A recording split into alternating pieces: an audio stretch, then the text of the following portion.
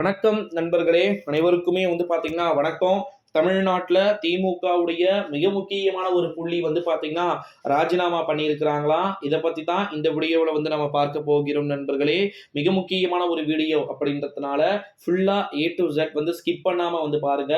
என்ன அறிவிப்பு ப்ரோ வெளியாகி இருக்கு அப்படின்னு பாத்தீங்கன்னா, தன்னுடைய சொந்த மகன், சொந்த ரத்தம் முக்கியமா அல்லது கட்சிக்கு பாடுபட்டவர் முக்கியமா?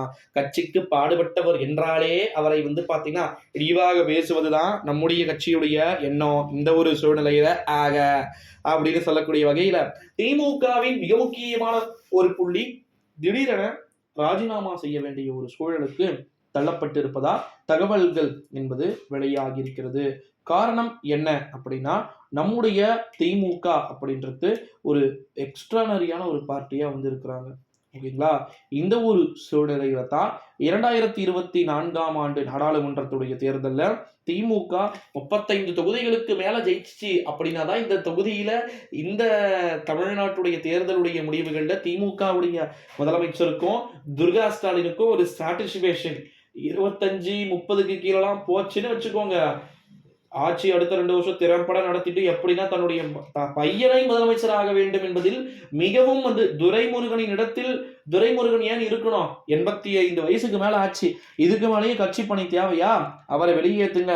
நான் கடைசியாக அண்ணா அறிவாலயத்தின் ஓகேங்களா, நான் இறந்தால் திமுகவின் கொடிதான் எனக்கு போர்த்தப்படும், அந்த அளவிற்கு நான் திமுகவின் மீது ஒரு பற்றாளன் அப்படின்னு சொல்லிட்டு என்னதான் நம்முடைய தமிழ்நாட்டில் இருக்கக்கூடிய நீர்வள மற்றும் பாசனத்துறை அமைச்சர் அவர்கள் பேசினாலும் கூட அந்த பேச்சுக்கள் அனைத்தும் எடுபடாத ஒரு பேச்சுக்களாகவே இருந்து கொண்டிருக்கிறது நேயர்களே. ஓகேங்களா? சொல்ல வருவது இந்நேரம் புரிந்திருக்கும் அப்படின்னு நினைக்கிறேன். அந்த அளவிற்கு திமுகவுடைய மிக முக்கியமான புள்ளிகள் பாத்தீங்கன்னா நிறைய விதமான சிக்கல்களை கொடுத்து கொண்டு வருகின்ற ஒரு சூழ்நிலையிலே நண்பர்களே, மிக முக்கியமான புள்ளிகள் நிறைய பேர் ராஜினாமா செய்ய வேண்டிய ஒரு சூழலுக்கு தள்ளப்பட வேண்டும் அப்படின்ற மாதிரியும் சொல்லியிருக்கிறாங்க.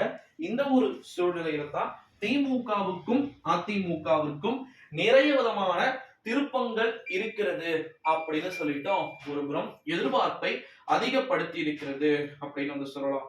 உண்மையில 2024ஆம் ஆண்டு நாடாளுமன்றத்துடைய தேர்தல்ல யார் வெற்றியை பெற்றாலும் சரி, தோல்வியை பெற்றாலும் சரி, நம்முடைய தமிழ்நாட்டில் இருக்கக்கூடிய முதலமைச்சர் அவர்கள் அந்த தேர்தலுக்கான அந்த முடிவுகளை ஏற்றுக்கொள்வாரா அப்படின்னா அது சத்தியமா கிடையாது.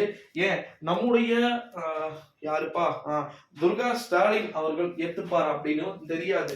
மக்களுடைய ஆதரவு நல்லா செல்வ செழிப்போட இருக்கும் போதே வெற்றியை எப்பேற்பட்டாவது பெற்றுவிட வேண்டும் அப்படின்றது தான் மிக முக்கியமான நோக்கமா இருக்கக்கூடிய ஒரு சூழ்நிலையிலே களம் எப்படி வேண்டுமானாலும் மாறலாம், மாறுவதற்கு வாய்ப்புகள் இருக்கிறது அப்படின்னு சொல்லலாம். ஸோ அதனால வெயிட் பண்ணி பார்ப்போம். ஓகேங்களா?